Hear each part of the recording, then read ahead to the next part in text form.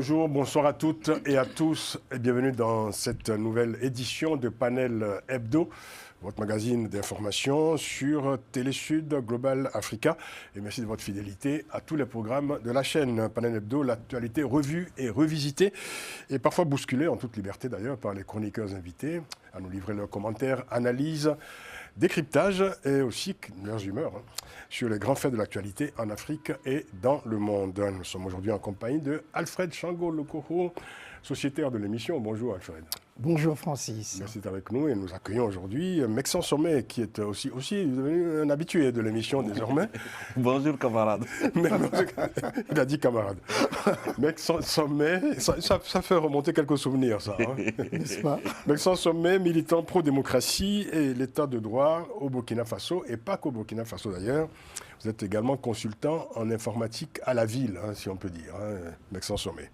Merci beaucoup. Tiambel Gembayara est avec nous. Merci. Très heureux de vous retrouver, mon cher Tiambel. Comment allez-vous? Ça change de la radio à la télé.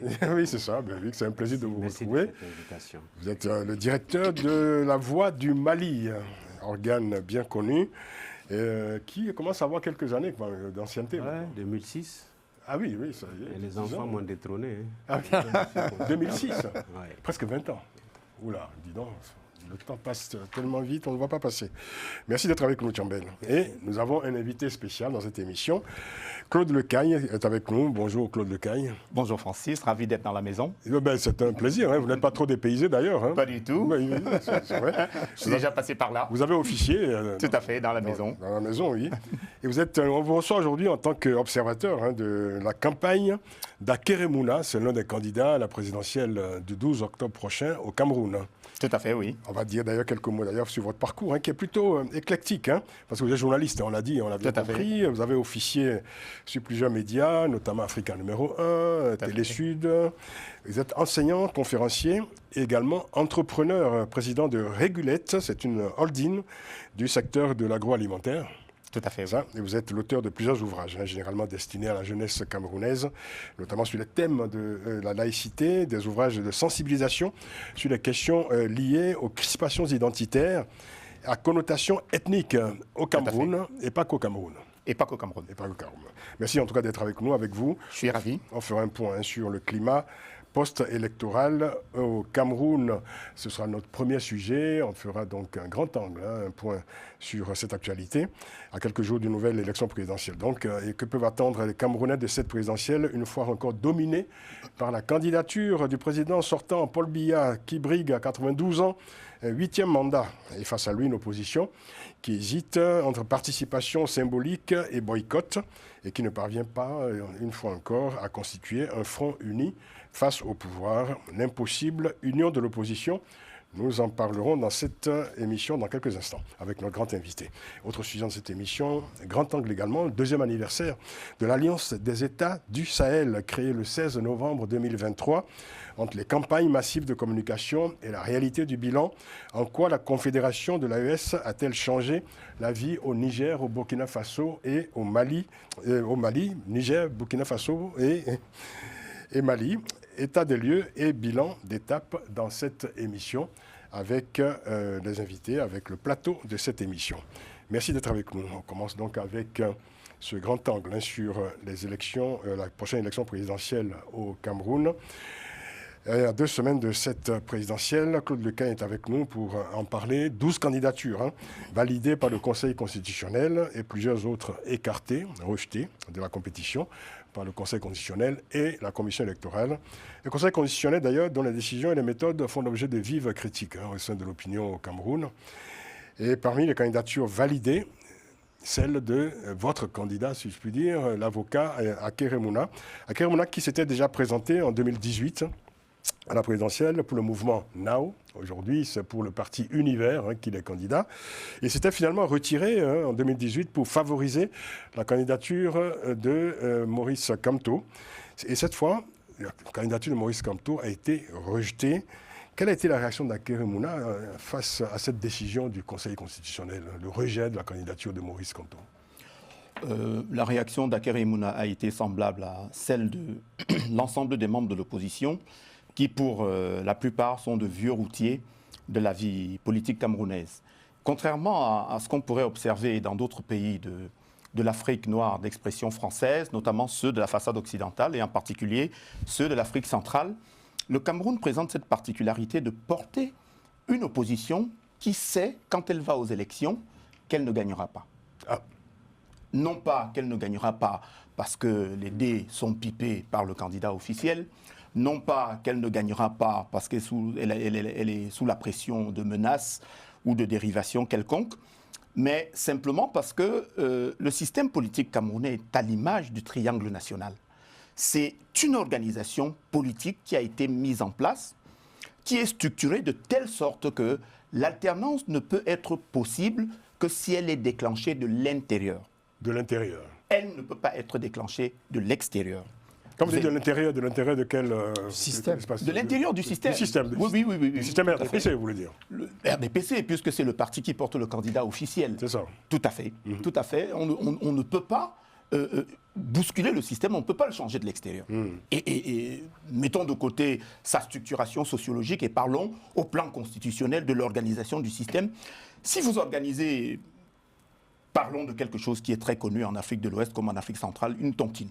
Oui. Vous rédigez les statuts de la tontine et vous mettez dans les statuts que le président de la tontine peut se présenter autant de fois qu'il le veut. Oui. Et on ne peut accueillir notre président de la tontine que si le président a volontairement démissionné. Mais dans le cas du Cameroun, c'est quand même, je dirais, un principe qui est non dit, parce que ce que vous dites, finalement, ce n'est pas un système. Comment dire, le système ne se présente pas officiellement ici, puisqu'on fait des élections pour mettre en place quand même un protocole de compétition, et à l'arrivée, effectivement, on en est au 8e mandat, à la 8e candidature de Paul Biya, quoi. Mais d'un point de vue strictement juridique, Oui. je pourrais dire que le système est incontestable, pour dire la vérité. D'un point de vue juridique, il est incontestable. Il est indéboulonnable. Il est indéboulonnable. Et ça ne tient pas seulement à Alors pourquoi votre candidat Akeré Mouna va à l'élection alors? Ben, simplement parce que ce n'est pas parce que le Paris Saint-Germain a sa 5e victoire que les autres clubs n'ont pas le droit de décider. Ah, l'important c'est de participer, quoi. Non pas seulement de participer, mais d'espérer qu'il va y avoir un grain de sable qui va griller le système. Qui va griller le système. Qui va griller le système et qui va faire en sorte que ce ne soit plus le PSG, mais que ce soit peut-être l'Olympique de Marseille. Vous comptez sur quelque chose d'immanent qui ne serait pas, en fait, qui ne proviendrait pas de la stratégie politique des oppositions? Non, pas sur quelque chose d'immanent, sur le grain de sable. Le grain de sable au Cameroun peut être quoi, par exemple? Vous avez 34 millions d'habitants, une organisation qui est fondée sur une élection où souvent le vainqueur arrive président de la République avec moins d'1 million d'électeurs. Les opposants se disent, si nous arrivons à mobiliser un corpus électoral suffisamment important de personnes qui ne se portent pas sur le candidat en place, mais plutôt sur un candidat désigné par la coalition des oppositions, il y a une chance de trouver le grain de sable qui va vriller le système et faire en sorte qu'il y ait une alternance, qui ne soit pas une alternance qui passe fatalement par la voie militaire, comme on a pu voir ailleurs sur le continent. Alors, je vous pose la question une fois de plus, pourquoi Akeré Mouna, candidat retenu parmi les 12 candidats en compétition, pourquoi va-t-il à cette élection? Parce qu'il a quand même un programme.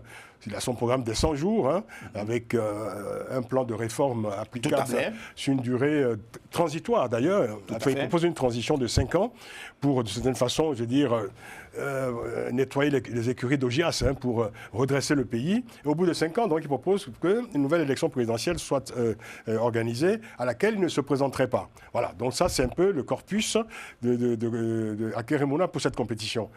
Mais alors, qui l'écoute finalement?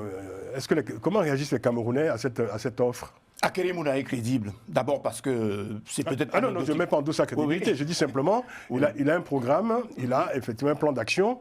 Est-ce que dans le contexte camerounais tel que vous venez de le décrire, cette offre est réellement écoutée? Oui, elle est écoutée. Elle est écoutée exactement comme l'offre de... Ce n'est pas parce que, par exemple, Maurice Kamto n'est pas candidat à l'élection présidentielle qu'il n'est pas écouté. Il est écouté. Un certain nombre d'ailleurs de candidats qui autrefois officiaient avec la majorité présidentielle et qui sont candidats aujourd'hui sont également écoutés. Les Camerounais sont curieux, intellectuellement bien structurés et ils écoutent toutes les offres. Ce qui est particulier avec la candidature d'Akeré Mouna, c'est que, je dirais deux choses. Sur son histoire personnelle, son père fut vice-président de l'Assemblée de la République fédérale, Premier ministre du Cameroun occidental et président de l'Assemblée nationale jusqu'à son décès en 2002. C'est quelqu'un qui a structuré l'éducation de ses enfants sous l'axe du service de la nation et dans l'angle d'un vrai patriotisme. On retrouve dans la démarche d'Akere Mouna quelqu'un qui a voulu aller acquérir de la compétence pour la mettre au service de son pays. Il est avocat, il est juriste international, il a conseillé, il a d'ailleurs participé à différents organismes qui sont mis en place pour accompagner les pays sur les questions minières, sur les questions de gouvernance et sur l'accompagnement des États dans les sujets aussi complexes que la négociation, le litige, et il a réussi dans plusieurs pays. Je pense que personne autour de cette table, sur ce plateau, ne doute des qualités d'Akere Mouna. Tout à fait. La question, c'est de savoir finalement pourquoi vous allez à une élection, quand vous savez vous-même, vous le dites, que ce système est totalement verrouillé. Parce que le mois dernier, Akere Mouna avait introduit une requête auprès du Conseil constitutionnel pour justement demander le rejet de la candidature de Paul Biya. Et Akere Mouna disait ceci: le citoyen qui part pour voter, qui sort son bulletin, qui regarde l'urne et le met dedans, sait-il pour qui il vote? Vote-t-il pour le président Biya qu'il ne voit pas, qui ne lui parle pas et qui n'est pas en campagne? Nulle part au monde, nous n'avons vu ça. Enfin, donc, pour la candidature, pour Akere Mouna, Paul Biya est un président invisible et désormais inapte à exercer cette fonction. Et pourtant, les Camerounais sont convaincus, à la veille de cette élection, voilà, que le résultat, qui est pratiquement prévisible, sera annoncé, voilà, que ce sera Paul Biya qui sera déclaré vainqueur de cette élection. Akere Mouna est dans une posture qui est consubstantielle. À moins qu'il y ait effectivement qu'il y ait ce grain de sable dont vous parliez, quoi. Oui, non. Akere Mouna est dans une posture qui est consubstantielle à sa posture morale, à sa formation. La requête a été rejetée d'ailleurs. Elle a été rejetée. Donc il a commencé par là en disant « Je pars me présenter parce que je pense que l'occupant du siège n'est plus apte à poursuivre ses fonctions. » Ça, c'est la première raison. La deuxième raison, parce qu'il est sur le siège depuis suffisamment longtemps, 43 ans. Et ensuite, parce qu'il est temps peut-être de changer les règles du jeu. Dans la plupart des pays, on a réformé le septennat, on a ramené le quinquennat, de manière à réduire un peu le temps pendant lequel les gens se présentent. D'ailleurs, vous avez noté tout à l'heure qu'Akere Mouna, il dit, dans sa déclaration préliminaire, il fait comme Nelson Mandela, je resterai 1 an et je ne me représenterai pas. D'accord. Il a dit 5 ans. Hein. Il a dit 5 ans. Je resterai 5 ans et je ne me représenterai pas. Une mandature. C'est ça. Voilà. D'accord. Donc en fait, il n'est pas dans une position de confrontation avec Paul Biya, il est dans une position de négociation, de transition. Les opposants camerounais ne sont pas nécessairement dans une posture de confrontation avec un président de la République qui est vénérable, qui a un âge vénérable, qui, quoi qu'on puisse en dire, les Camerounais qui sont honnêtes reconnaissent que tout au long de sa carrière, il a apporté un certain nombre de choses au Cameroun et il n'est pas question aujourd'hui de jeter le bébé avec l'eau du bain. Donc il y a un consensus finalement, je dirais, autour de la personnalité de Paul Biya dans ce pays. Ce n'est pas un consensus, c'est une propriété intellectuelle, c'est une propriété morale qui consiste à dire... C'est un patrimoine national, Paul Biya. Il est temps de changer de président, mais ce n'est pas parce qu'on veut changer de président qu'il faut l'insulter ou le jeter ou le donner à la vindicte populaire. D'accord. Alors donc on a du mal effectivement à trouver exactement le territoire de l'opposition dans ce pays, le périmètre de l'opposition. Un candidat de l'opposition a été désigné quand même, hein, si on peut parler d'opposition, à la personne de Issa Chiroma Bakari, ministre de Paul Biya, qui a quitté le gouvernement pour se présenter à cette élection présidentielle. Candidat qualifié de consensuel, alors que ce n'est qu'une partie de l'opposition qui l'a désigné. Quelle est votre position à vous? Quelle est la position de Akere Mouna vis-à-vis de la désignation de Issa Chiroma Bakari, qui est une personnalité à tout le moins controversée? Issa Chiroma Bakari a fait partie de la maison.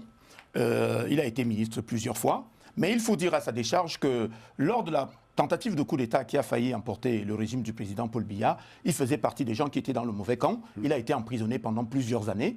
Il a déclaré qu'il était innocent des faits qui lui étaient reprochés. Et quand il est sorti, il a accepté la main qui lui était tendue. Il déclare au moment de sa démission que le deal qu'il avait passé avec le président Paul Biya était qu'au bout d'un certain nombre d'années, quand le président se sentirait fatigué et ne pourrait plus conduire sa mission, que le président se retirerait et que eux, derrière, il prendrait le relais. Il précise, c'est très important que je vous le dise, Francis, parce qu'on est quand même dans un pays assez particulier, que sur les 14 dernières années, il a dû participer avec le président de la République à 2 conseils des ministres. Et qu'il y a des ministres qui, au bout de 5 ans, il y a des ministres qui, au bout de 5 ans de présence au gouvernement, ont dû rencontrer le président 1 ou 2 fois à l'occasion d'une fête nationale. D'accord. Bon, il dit donc qu'il a estimé, avec le recul nécessaire, qu'il avait en toute bonne foi participé à l'action du gouvernement, mais qu'il était temps, très respectueusement, qu'il indique au président la voie pour la sortie. D'accord. C'est ce qu'il dit. En fait, Je vous rapporte ses propos. Oui, en fait, il veut remplacer Paul Biya, quoi, la tête du pays, c'est ça? Tous ceux qui sont là Tout veulent simplement. remplacer Paul Biya. Mais enfin, lui, en tant que ministre, quoi, enfin, ancien ministre de Paul Biya quand même, il était ministre il y a encore 4 mois, quoi. Il n'est pas seul. Bello Maïgari, Oui, qui bien était sûr. Premier ministre Oui. sous le président Oui, Aïdjo, bien sûr, il y a lui. et aussi resté plusieurs années au Mais lui, gouvernement. il n'est pas désigné, lui, candidat de l'opposition. Il aurait bien aimé l'être. Il n'a pas été. Il y a eu une sorte de sélection comme ça, qui était une sorte de primaire à l'intérieur Tout de à fait, cette. oui. Voilà. Mais vous n'avez pas répondu à la question. Quelle est la position de la Keremouna vis-à-vis de la désignation de Issa Chiromak Bakary? Moi, je suis persuadé. J'ai l'honneur d'avoir eu l'occasion de discuter plusieurs fois avec le bâtonnier Akere Mouna. Oui. Il avait un excellent projet. Il a un excellent projet. Oui. Vous devez savoir, et c'est important que je vous le dise aussi, c'est qu'au Cameroun, comme ailleurs en Afrique, Oui. les gens se présentent à une élection sur leur Mais personnalité. quelle est la position d'Akere Mouna vis-à-vis de la désignation de Issa Chiroma Bakary comme candidat consensuel d'une opposition, d'une partie de l'opposition? Il estime qu'une partie de l'opposition a le droit de désigner quelqu'un comme candidat, mais il estime que sa candidature est tout aussi légitime D'accord. et Donc je veux dire que que le match n'est pas encore joué. le match n'est pas encore joué. Donc on ne peut pas dire qu'Akere Mouna soit le candidat d'une large frange de l'opposition. Eh ben non, De ce que j'ai vu de la campagne électorale, Akere Mouna est porté par beaucoup de gens qui voient en lui quelqu'un qui va apporter les éléments du changement et surtout l'instauration de la gestion neutre et transparente de l'État au pays. D'accord. Ce qu'on reproche au Cameroun souvent, c'est des niveaux de corruption qui sont exponentiels et une image que renvoie le Cameroun à l'étranger qui est consternante. D'accord. Akere Mouna vient pour remettre de l'équité et de la justice dans la gouvernance du Cameroun, changer l'image de ce pays et faire que le pays reparte sur une base où les gens qui gouvernent rendent des comptes. Je vais dire ça autrement, c'est-à-dire que en fait, vous n'êtes pas, enfin, Akere Mouna ne se sent pas concerné du tout par la désignation de ce candidat consensuel qu'est M. Chiroma Bakary. C'est un candidat avec qui il a discuté, c'est un candidat avec qui il Non, mais échangeait avant même sa non, mais désignation. ils sont en compétition, objectivement. Ils sont en compétition sans être en guerre, c'est important. D'accord. C'est si difficile que ça de désigner un candidat de l'opposition, d'une large opposition qui soit réellement un candidat consensuel, derrière lequel tous les candidats de l'opposition se rangeraient pour affronter le pouvoir, le candidat du pouvoir. Le Cameroun traîne une longue histoire d'opposition qui n'arrive pas à se mettre d'accord à la veille d'une élection et qui favorise d'ailleurs l'émergence de l'élection du président de la République. À savoir qu'on est dans un pays où l'élection n'est pas organisée pour être gagnée au deuxième tour, mais au premier tour à la majorité simple. Donc, je vous le disais tout à l'heure, les gens qui sont au pouvoir, qui participent à l'élection, savent que si les oppositions ne se mettent pas d'accord, ils vont à la victoire sur un plateau. D'accord. C'est le point que je voulais soulever. Quand vous acceptez une élection présidentielle à un tour, à la majorité simple, la seule chance mathématiquement pour l'opposition, surtout dans des pays où une très faible proportion des citoyens éligibles à la carte d'électeur s'inscrivent et votent effectivement, mathématiquement, la seule solution pour que l'opposition ait une chance hypothétique, c'est d'avoir un candidat unique. Un candidat unique. Sinon, si vous dispersez les voix qui ne vont pas au président sortant, mais autant déclarer forfait. Prenez l'exemple très rapidement. Autant déclarer forfait tout de suite. Prenez l'exemple de la diaspora. Oui. La diaspora camerounaise, elle est fixée entre 5 millions et 8 millions d'âmes. Oui. Prenons l'exemple de la France. À l'ambassade, jusqu'à il y a 15 jours, il y avait 4000 inscrits. 4000 inscrits sur le nord de la France. On a 2 pôles électoraux, avec à Marseille, moins de 2000 inscrits. Sur combien d'électeurs potentiels? Au-delà de 100 000. D'accord. Au-delà de 100 000. D'accord. Donc il y a un désintérêt total. Ce n'est pas qu'il y a un désintérêt, c'est que les gens savent que le match est joué d'avance et ils ne veulent pas s'embêter à aller participer à une élection dont ils connaissent le résultat. Pourquoi vous ne faites pas finalement l'économie du budget d'une élection présidentielle? À quoi ça sert d'aller à une élection dans ce cas-là? Mais parce que comme dans beaucoup de pays où la transition s'est faite, où on est arrivé à des résultats, moi je suis originaire d'un pays anglophone. C'est une formalité en fait. Non, mais permettez-moi d'attirer votre attention sur une chose sur un constat sociologique qui est extrêmement important. Originaire du Cameroun, qui a la particularité d'être un pays bilingue, j'ai eu la chance d'aller dans les autres pays anglophones et de me rendre compte qu'on est parti d'un système qui était aussi étrange que celui-là pour instaurer de vrais systèmes d'alternance. Vous allez au Malawi, vous allez au Kenya, vous allez en dehors de la Tanzanie, vous allez dans tous ces pays de la façade sud du continent. on est parti de cette période où on avait du désordre et de l'autorité C'est ça. pour arriver à inscrire dans le marbre qu'un mandat, c'est 5 ans et il ne peut durer que 2 fois. C'est ça. Mais voilà, Ce n'est pas encore le cas au Cameroun. ce n'est pas encore le cas, mais on se dirige vers là. Et pourtant, le Cameroun, comme beaucoup de pays d'Afrique subsaharienne, au début des années 90, s'est engagé aussi, comme d'autres, hein, dans un processus de démocratisation. Et pourtant, à un moment donné, on a l'impression que le système s'est grippé, quoi. Le système s'est grippé parce qu'effectivement, il faut dire, avec tout le respect que j'ai pour le président de la République, qu'il fait partie de la génération de ceux qui ont porté nos pays sur les fonds baptismaux et qui n'étaient pas des gens qui avaient vocation à mettre en place un système qui soit pluraliste. Le président de la République a déclaré, à l'époque où les gens descendaient dans la rue pour demander l'instauration du multipartisme, que la conférence nationale était sans objet et que le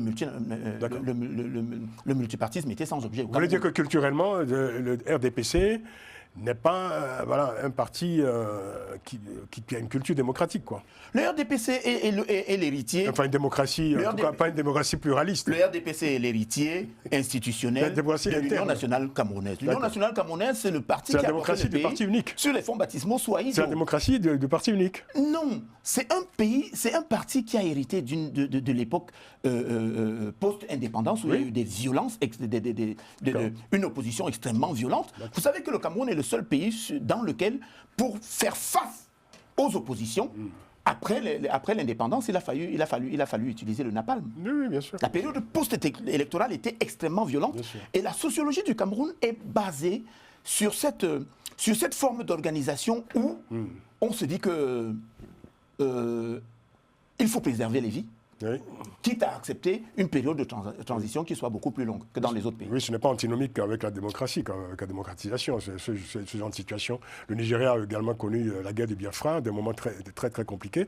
Pourtant, le Nigeria s'est engagé dans un processus qui plutôt réussit, avec des alternances confirmées. Et il y a au Cameroun une fracture sociologique entre les anciens et les jeunes. Nous avons une culture au Cameroun qui consiste à faire confiance au chef et à accepter d'autorité ce que le chef dit. Vous le regardez d'ailleurs en Afrique, on fait confiance au chef traditionnel, on fait confiance au chef politique et on fait confiance au chef religieux. Mais les jeunes qui arrivent ont décidé de ne plus faire confiance les yeux fermés et ils sont beaucoup plus revendicatifs. Et c'est eux qui marchent aujourd'hui pour dire stop, il faut le changement. Et d'ailleurs, il y a ce qu'on appelle les forces du changement, je crois que... Tout à fait, l'Alliance des forces du changement. Voilà, qui est aujourd'hui, donc, je veux dire, dans une position plutôt de confrontation avec le pouvoir. Hein, Tout à fait. Et qui propose de manifester. D'ailleurs, une manifestation, cette semaine, ça sera donc le samedi, enfin, on enregistre à la veille de la manifestation à Genève, devant l'ONU. Tout à fait. Devant le siège de l'ONU à Genève, pour protester contre, notamment, le rejet de la candidature de Maurice Kamto. C'est une sorte de répétition de ce qui s'était passé en 1992, lorsque l'opposant président du SDF est donné gagnant, et que finalement, c'est le candidat de l'opposition qui arrive au pouvoir. On a vu au Cameroun, à cette époque, des gens qui manifestaient fermement dans la rue et qui étaient capables de bloquer le fonctionnement des institutions. La candidature de Maurice Kamto, c'est un contentieux politique lourd. C'est un contentieux politique lourd. Et Maurice Kamto n'a pas donné sa dernière parole. Et je pense que d'une manière générale, il va continuer à agir politiquement. Et je pense qu'il finira par trouver des accords avec les majors de l'opposition, comme Akerim Mouna. Et Akerim Mouna qui a reconnu en 2018 que Maurice Kamto était un poids lourd de la vie politique camerounaise. Il a dit lui-même, je le cite. Je suis persuadé, connaissant la démarche de Maurice Kamto, qu'il lui retournera la politesse. C'est un appel intéressant que vous faites là.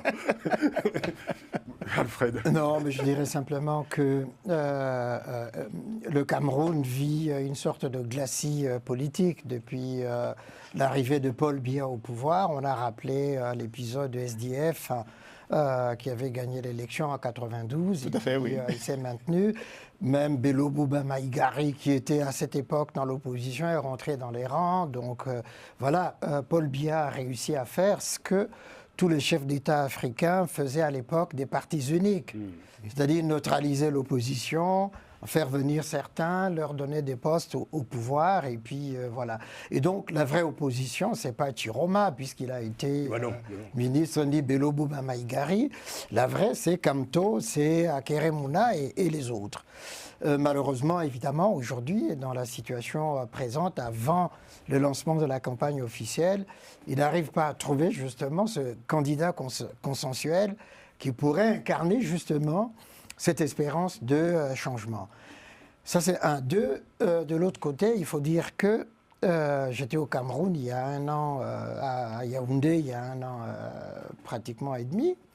En réalité, les Camerounais sont dans cette position intellectuelle, presque morale, de dire, bon, Paul Biya, on le laisse aller jusqu'au bout, il mourra au pouvoir, et puis après, le changement viendra. Troisième point, malgré tout, il y a une forme de stabilité qu'il y a au Cameroun qu'on n'a pas trouvée dans le reste de l'Afrique centrale, où il y a eu des coups d'État, des guerres civiles, etc. Cette stabilité, c'est ce que vous disiez tout à l'heure, c'est un glacis autoritaire. Ben, bien sûr, bien sûr. Et puis, à part la révolte des Ambazoniens, n'est-ce pas, mais qui est en face des résolutions, Trump ayant arrêté 2 ou 3 Ambazoniens aux États-Unis Les pour Amazoniens faire... dont vous parlez, c'est la région anglophone. Le Nozo. C'est ça, voilà, et tout à fait, voilà. La zone Les deux régions anglophone. d'expression anglaise Et c'est ça. du nord-ouest et du sud-ouest. Exactement, et donc pour faire plaisir à Paul Biya. Donc pour le moment, effectivement, l'opposition véritable est aussi dans une forme de déférence vis-à-vis de Paul Biya. J'aurais voulu qu'il y ait une jeunesse plutôt... Enfin, il y a une opposition des jeunes, justement, aujourd'hui, qui est dans la rue. Oui, mais cette opposition n'est pas audible, n'est pas prête d'arriver au pouvoir. C'est-à-dire que, au fond, elle est tolérée comme telle. Elle n'est pas tolérée Mais, du tout. Voilà, voilà. Et que donc il y a ce problème de génération de ceux qui doivent arriver au pouvoir après Paul Biya. Vous voyez, lui, il est nonantenaire. Après, si vous dites les trentenaires et les quarantenaires arrivent au pouvoir, les soixantenaires et autres vont se dire c'est nous d'abord, vous vous calmez. C'est un peu ce qui est en train de se passer. Je pense effectivement que, jusqu'à preuve du contraire, Paul Biya, de toute façon, il va être malheureusement réélu président. Est-ce qu'on peut appeler ça une élection? Ben, ça fait Comment vous appelez ça? Ça fait affichage. Comment vous appelez ça? Ça fait C'est une affichage. formalité? Oui, ça fait affichage. De toute façon, au fond, le Conseil constitutionnel, la Commission électorale, tout ça, les élections vont avoir lieu. Oui. Ben, à la face du monde, c'est que les élections ont été démocratiques. Et puis ceux qui soutiennent Paul Biya vont sortir pour aller voter. Exactement. Et les autres vont s'abstenir. C'est-à-dire que les autres s'abstiennent ou pas, les partisans de Biya vont aller voter, il sera réélu. Ce qui vient d'être dit, pardon Francis, est extrêmement pertinent et appelle de ma part un commentaire qui est important et qui vous expliquerait l'importance de la présence des deux candidats originaires du Septentrion, Bello Bouba et Issa Chiroma. Bello Bouba et Issa Chiroma sont originaires de la grande région du Nord Cameroun, qui, sous la mandature du président Ahidjo, faisait une seule province et qui aujourd'hui est divisée en 3 provinces. Ces gens-là représentent des électeurs qui sont captifs et qui avaient l'habitude d'apporter leur appui au président de la République à travers leurs candidats. Pourquoi leur présence est extrêmement importante? C'est parce que les électeurs de cette région sont des électeurs fidèles. Si 1 million de personnes parmi ceux qui sont encartés dans le Septentrion décident de se porter sur un des candidats, il peut faire bouger l'élection. Très bien. Exactement. Voilà. Oui. On va donc boucler cette page spéciale Cameroun avec Tiambel. Deux mots, non, la longévité du président Paul Biya et puis l'observation de loin de cette scène politique camerounaise appelle deux faits. Soit on négocie la transition du pouvoir où on voit au choc.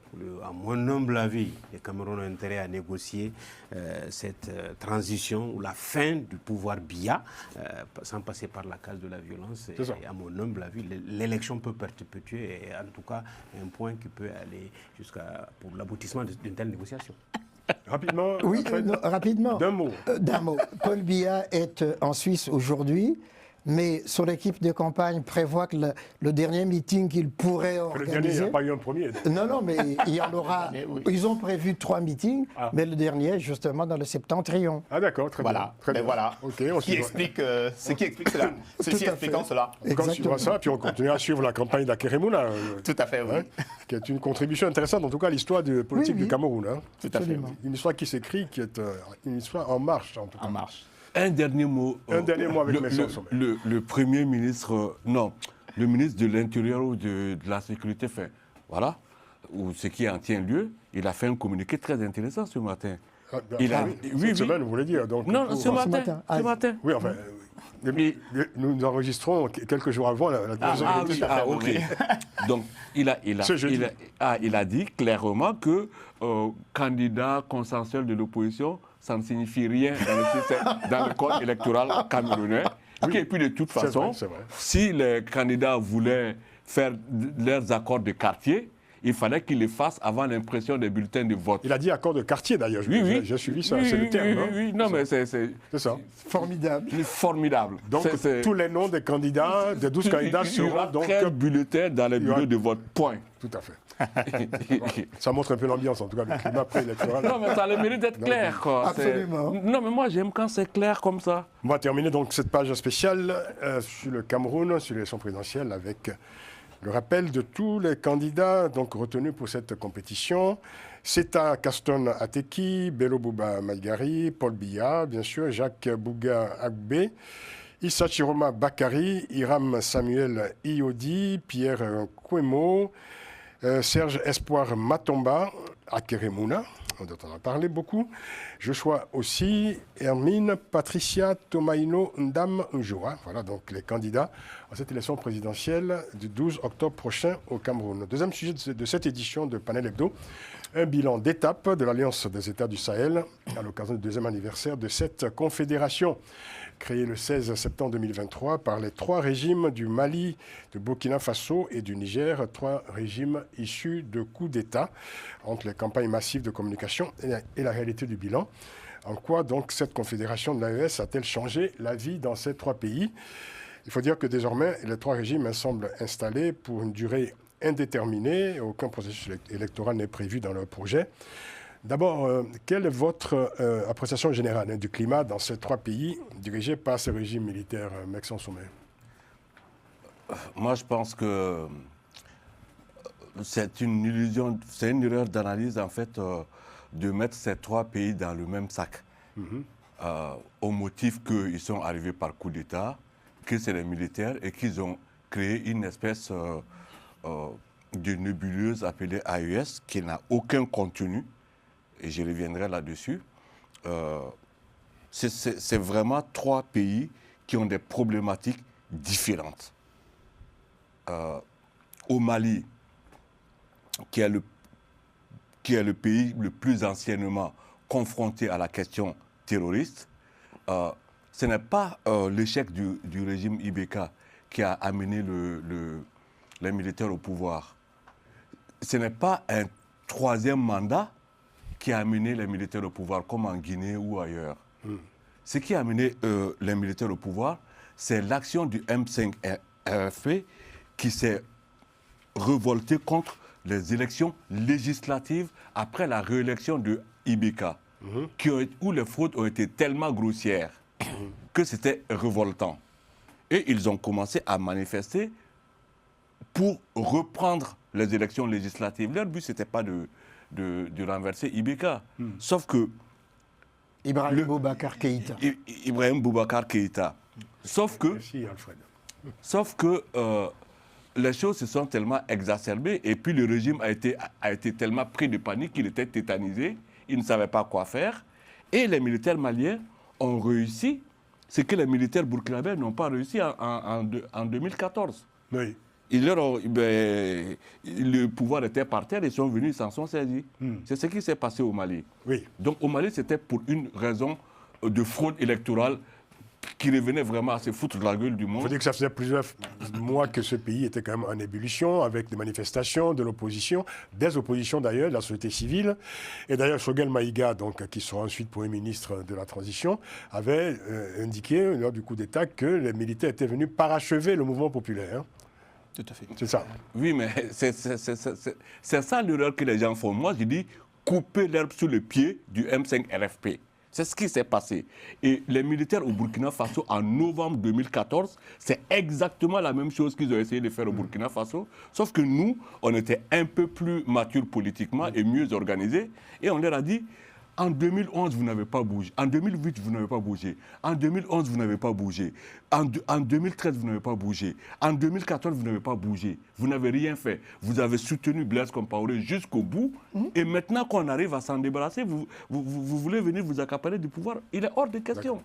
n'oubliez pas que Yacouba Isaac Zida a été président pendant 3 semaines. D'accord. Mais il a été obligé de rendre le pouvoir. Il faut dire que j'ai envie de vous dire, vous parlez d'autres temps, d'une époque qui n'est plus celle d'aujourd'hui, parce que ce qui s'est passé depuis 2020 au Mali et ensuite au Burkina Faso et plus récemment au Niger, ça a quand même constitué une forme de bascule dans la vie politique et dans la situation géopolitique dans cette région. Non, mais j'en viens.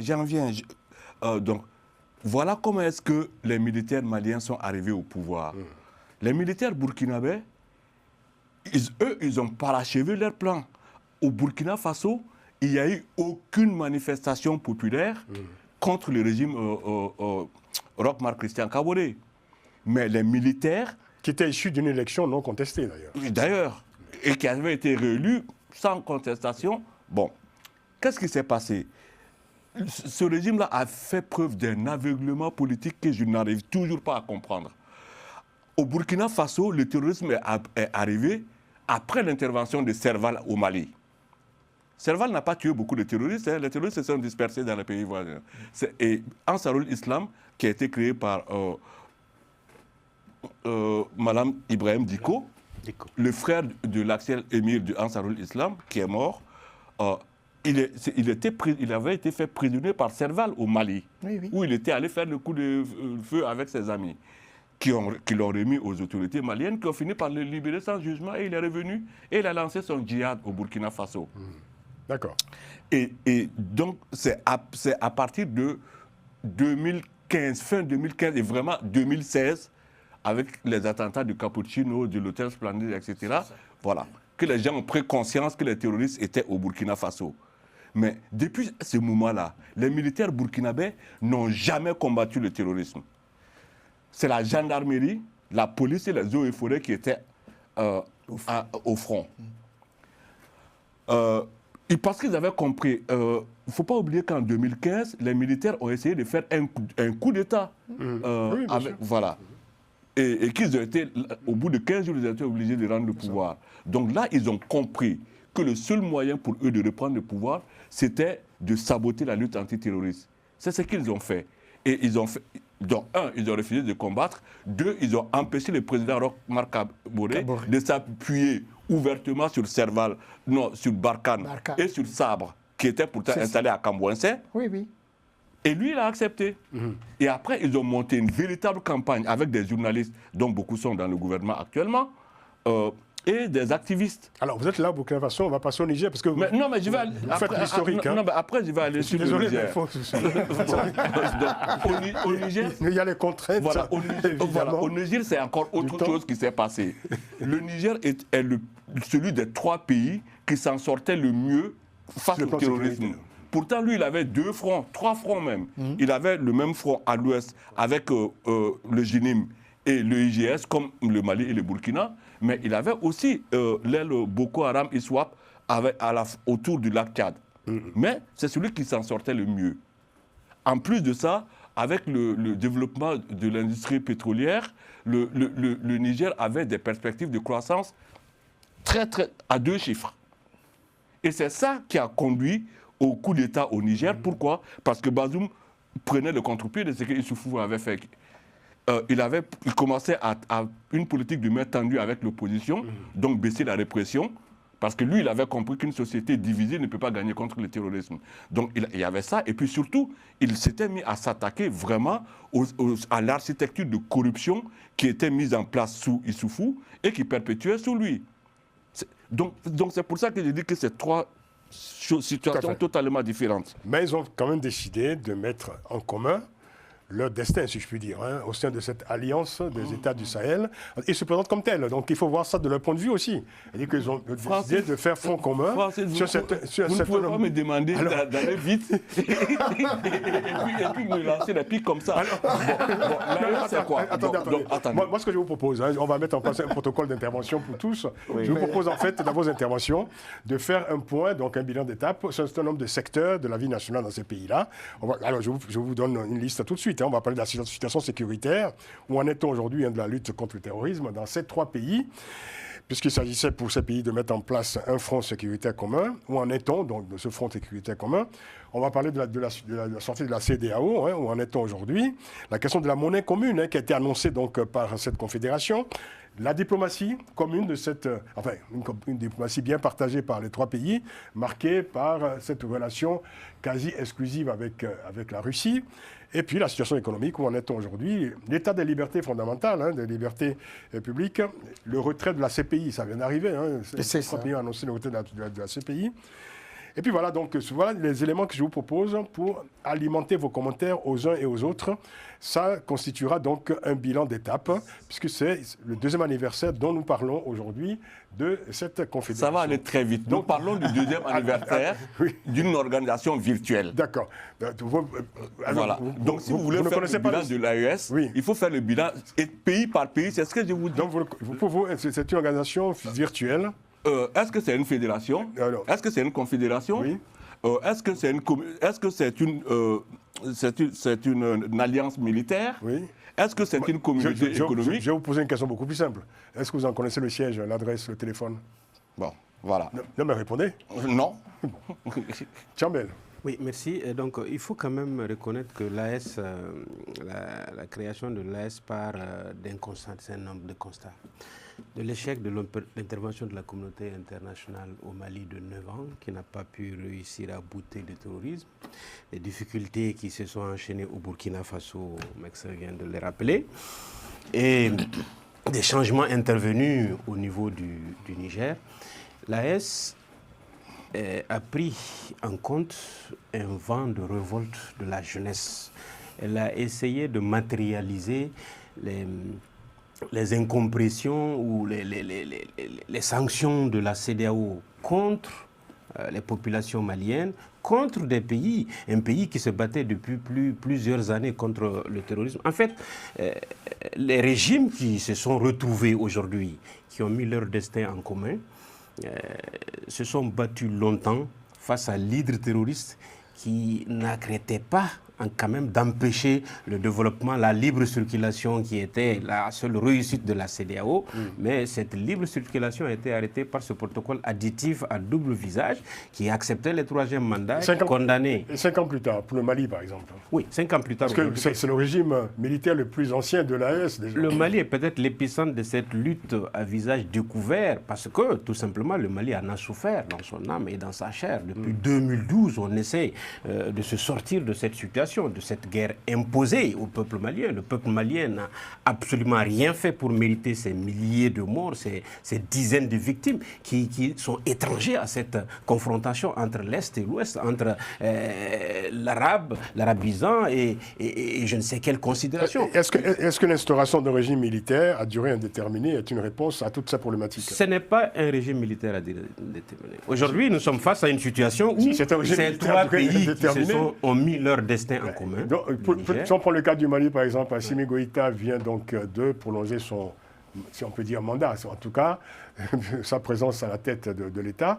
5 ans de transition supplémentaire renouvelable indéfiniment jusqu'à la pacification totale du pays. C'est une proposition. Donc, la pacification du pays fait intervenir dans 1 an, dans 2 ans, dans 3 ans. Et le Mali était le seul pays qui avait inscrit dans son budget des élections démocratiques, libres et transparentes. Mais il s'est arrivé que dans une alliance entre les 3 pays, il y a un souci d'harmonisation qui était inévitable. Et ce souci d'harmonisation... ce sont des régimes à durée indéterminée. Non, c'est des régimes qui mettent leur destin en commun, qui mettent leurs efforts en commun, qui mettent leur intelligence en commun, qui essaient de lutter contre leur réalité en fonction de leur temps. La même question vaut pour l'Ukraine. Pourquoi on ne demanderait pas à l'Ukraine d'organiser des élections ? Ou à l'Iran, ou aux États, ou à l'Arabie Saoudite. On ne tape pas de la même façon. C'est ce double langage. Non, mais il n'y a pas eu de coup d'État en Ukraine. Hein. Même s'il n'y a pas eu de coup d'État, il y a une guerre en Ukraine. Il n'y a pas eu de coup d'État. Il y a une guerre en Ukraine. Il y a une guerre en Ukraine. Et donc, c'est des pays aussi qui sont confrontés à une guerre. Donc, Oui. on n'exige pas de la même façon. Il y a une grande différence entre une guerre classique et une guerre asymétrique. Asymétrique. On n'en démarre pas moins qu'il reste quand même une guerre. Prenez le Nigeria voisin. Le Nigeria voisin combat Boko Haram depuis des années. Et pourtant, les échéances électorales sont parfaitement respectées. Les échéances électorales sont respectées, mais ce n'est pas le baromètre de mesure partout. Y compris les alternances politiques, malgré Ce n'est pas le baromètre de une mesure. lutte terrible, féroce contre Boko Haram depuis des années. Ça n'a jamais bloqué le processus électoral ou le processus démocratique. Ce n'est pas le baromètre de mesure, il ne faut pas... savez bien, En imposer à un quoi pays est-ce un que ces développement. trois pays ont mis leur destin ensemble? Actuellement, la seule armée unifiée qui marche dans la zone, c'est l'armée unifiée du Jinim. Non. Les trois pays sont ensemble, il y a une force commune qui lutte Sur le contre... papier, ils sont 5000. Il y a le droit de poursuite de part et d'autre, qui n'existait pas dans ces... Non, qui existait avec les G5 Sahel, s'il te plaît. Mais qui n'existait pas avec ces trois pays-là. Mais tous ces trois pays n'étaient pas membres du G5 Sahel. Ah bon? Si. Non. Bon. Bien En sûr. tout cas, Actuellement, ce que vous ne savez peut-être pas, lorsqu'il y a quelques mois, il y avait une pression très forte au Burkina, dans la boucle du Moun, région de Solenzo. Ça vous dit quelque chose? Bien. Il y avait des renforts du Jinim qui sont venus du Mali et du Niger. Parce que souvent, ils portent les tenues des militaires locaux qu'ils ont piqués. On voit les fagnons. D'accord? Et on les entend parler dans leurs vidéos. On sait quelle langue ils parlent. D'accord? Actuellement, là, au Burkina, là, on n'a pas vu des militaires maliens ou nigériens venir à notre secours. La fameuse force conjointe de l'AES. Il y a tout de même quand même des échanges d'informations. Laisse-moi finir. Non, je comprends. Actuellement, il y a des échanges d'informations. l'armée unifiée du Jinim est en train d'asphyxier Bamako. Enfin, l'armée unifiée, un groupe terroriste, un groupe armé non étatique. Ça reste des groupes terroristes. On ne peut pas quand même mettre des groupes terroristes sur les mêmes pieds d'égalité que des armées républicaines des pays qui se battent. Ce n'est pas possible. Oui, ces bandits armés que vous appelez armées unifiées, quand même, sont soutenus par des pays. On sait qu'ils ont des pays de repli. Soutenus par qui? Par des pays de repli. L'Algérie, la Mauritanie. Ça, ce n'est pas un secret. Ce n'est pas un secret des Polichinelles. Et même la France. Ah oui, ça a été documenté et prouvé. Il y a des rapports entre ces pays. La France soutient. Mais bien sûr, restons sur le sujet. Sa politique a permis à ces groupes de se développer. On va de les soutenir. Ça, en tout cas, c'est cette accusation qui est portée. Le même avis. Et le contraire n'a pas été prouvé, jusqu'à preuve du contraire. Bien sûr. Ce que vous dites n'a pas été prouvé non plus. En tout cas, la plainte a été déposée. On l'a vu, le Mali l'a fait. Le Niger l'a dénoncé à plus d'une reprise. Il n'y a pas eu de réponse du côté de Paris. Mais non. Montrer le contraire. Mais et on a vu sur le terrain Alfred, allez-y. Oui, alors... On va écouter ensuite. Oui, mais Francis, bon, vous avez donné un canevas. Là, on est sur la question de la sécurité. Oui, il faut aller très vite parce que... C'est ça, exactement. Oui, Donc, sur la question de la sécurité, rapidement, on va dire ceci que si pendant 10 ans, Barkhane, les forces des Nations Unies, etc., la MINUSMA, etc., le G5 Sahel, n'avait pas été capable... N'avait pas été... dans le même ordre d'idée. Le G5 Sahel, c'est tout autre chose. Ça a été créé... Les fonds n'ont pas été mobilisés. Ça a été créé... Après la conférence de Bruxelles, on n'a pas pu réunir les fonds. Ça a été créé dans ce but-là. OK. Takuba était là. Oui. Bien. N'ont pas été capables de vaincre le JNIM, Ansar Eddine et puis Al-Qaïda. Je vois très mal comment le Mali aurait pu y parvenir, même avec Wagner. Il y a un reportage, une émission que Wagner vient de publier là, pour montrer la nullité de l'armée malienne. Disons, nous avons été au front, etc. C'est cette armée qui a pourtant libéré Kidal. Mais pas du tout, c'est Wagner. C'est Wagner. C'est cette armée qui a libéré Kidal. Alors, c'est la géométrie variable. C'est quand on veut, c'est Wagner d'une part. Ah non, c'est Wagner qui fait. De l'autre côté, c'est pas l'armée malienne. En tout cas, quel est le premier drapeau qui a été monté sur le fort de Kidal? C'est Wagner qui a dirigé ce drapeau. Non, Wagner. C'est le drapeau malien que moi j'ai vu. Wagner. Wagner a dirigé ce drapeau. Moi, je n'ai pas vu le drapeau de Wagner. Moi, je ne l'ai pas vu. Je ne reviens pas sur ce que Mexan a dit. Oui. C'est le drapeau malien que j'ai vu. Je comprends, notre frère, il doit rentrer au pays et puis pas dire autre chose. Je ne reviens pas sur ce que Mexan a dit du Burkina Faso, qui est tout à fait juste. Je dirais simplement sur cette question de la sécurité pour le Niger, il n'y avait pas de raison de coup d'État, il faut le rappeler aujourd'hui. parce que c'était une région qui était en sécurité. Et donc Tiani a fait n'importe quoi qui fait aujourd'hui une querelle de palais qui s'est transformée en coup d'État. Alors, si on veut passer sur la question économique ou si on veut laisser à notre... Non, l'économie, c'est même pas la... D'accord, sur la question sécurité. En complément de ce qui vient d'être dit et qui est très pertinent, moi je dirais simplement que quand on regarde très rapidement l'histoire des trois pays, le Burkina, depuis Maurice Diaméogo qui cède le pouvoir au général Lamizana, le Burkina Faso, le Mali, qui est un pays de tradition de coup d'État, le Niger... Ah non, il y a combien de coups d'État? Bien sûr, il ne faut pas quand même mettre le Mali... Le Niger, avec le Burkina bat le record, la succession de coups d'État. Et d'ailleurs, le Niger, c'est l'exemple de tous ces chahutages de dirigeants civils qui ouvrent la voie à l'intervention des militaires. Oui. Vous avez souvenance de l'intervention du général Maïna Sara Barré, qui était venu nettoyer la maison et qui est mort dans les conditions... Il y a une tradition politique de gauche. Qui est mort dans les conditions... Moi, j'ai connu mon frère Tiambel Gimbayara, beaucoup plus offensif sur la défense des principes démocratiques. Je suis le dernier à défendre les principes. Je défends encore les principes démocratiques. Et je voudrais dire, c'est extrêmement face à une réalité qu'on ne peut pas nier. Quand vous faites le hiatus entre ces pays et la Guinée, avec l'immense projet du président Simandou, vous vous rendez compte que, très clairement, ça c'est ma posture à moi, les militaires n'impulsent pas le développement, quel qu'il soit. La place des militaires, c'est dans les casernes. Je termine en disant que je travaille d'ailleurs, je serais ravi que vous veniez travailler avec nous, avec le think tank DLA, sur la production de données économiques qui étaient celles de ces trois pays avant l'intervention des militaires, et les données macroéconomiques d'aujourd'hui, je peux vous assurer que c'est stupéfiant. Le populisme... Non, la crise est internationale. Le populisme n'est pas une doctrine politique et il voue toujours à l'échec. Nous avons un exemple. Quand le cas dit le populisme n'est pas une doctrine politique, c'est intéressant. Ni même une doctrine économique. Est-ce que c'est le populisme qui fait marcher des masses dans la rue? Non.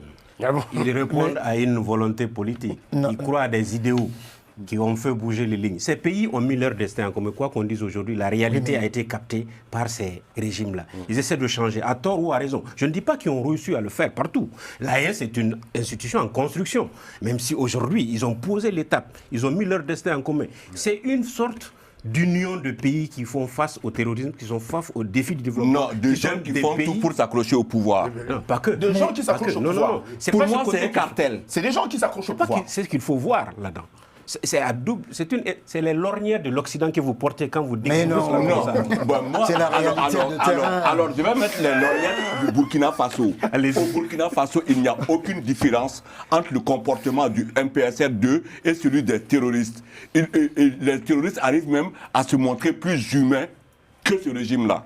Mais quand même, vous allez vous pousser trop loin. Mais on a les anciens premiers ministres qui sont en prison les uns après les autres. Les gens sont d'accord, on part en prison. Mais aujourd'hui, combien de fois les journalistes qui sont condamnables de retrouver des hommes et des femmes en prison. Mais ils ne sont victimes en réalité que de leur propre manque de résistance. Parce que moi, je suis le dernier quand même à demander qu'il faut éviter de pousser le bouchon. On était en démocratie sur Ibrahim Boubacar Keïta. Vous cautionnez les atteintes caractérisées aux libertés fondamentales aujourd'hui dans ce pays-là. Je ne la liberté d'expression en tant que journaliste. Je dis c'est des contradictions. C'est des contradictions entre les deux. On pouvait faire autrement. Vous pouvez les laisser continuer à parler. Même l'imam Diko est en exil. Même l'imam Diko est en exil. L'imam Diko était le dernier pourfendeur d'un régime démocratiquement élu qui a bénéficié des largesses.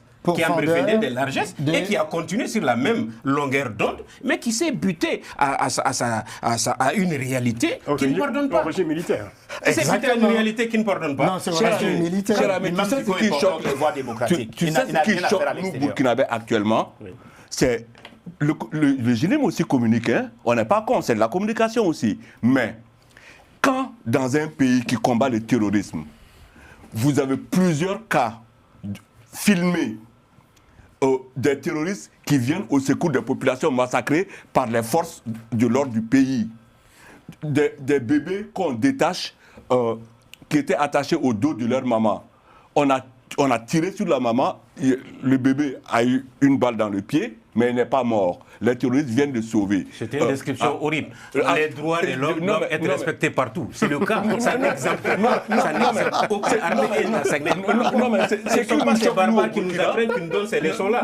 Il faut les accepter. En tout cas, ces trois pays sont sortis ensemble de la francophonie. Ces trois pays sont sortis, ont buté la France hors de leurs frontières. Ces trois pays viennent de sortir aujourd'hui ensemble de la CPI. Donc ça veut dire qu'il y a quelque chose qui marche.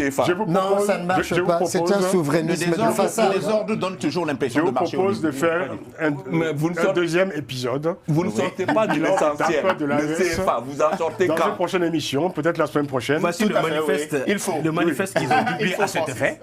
Ça démontre quand même une réalité de ce terrain-là, qu'il y a un travail qui est là. Je peux vous en faire, ça c'est un flyer. C'est de façade. Ça c'est un flyer. Pas du tout. Ça peut vous aider. C'est un détournement que vous caractérisez. C'est un flyer. Est-ce que vous avez écouté le discours de Goïta le jour de l'indépendance? À la fête de l'indépendance, vous avez écouté son discours? Tout à fait. Et vous pensez, ce qu'il disait là, ça correspondait à la réalité? Oui, Goïta ne fait que rappeler. Alors, nous reviendrons dans une prochaine émission sur la situation économique, sur la liberté. Parce qu'il y a beaucoup de choses à dire. Liberté fondamentale. C'est un souverainisme de façade. Non, mais il faut qu'il soit là, notre cher ami.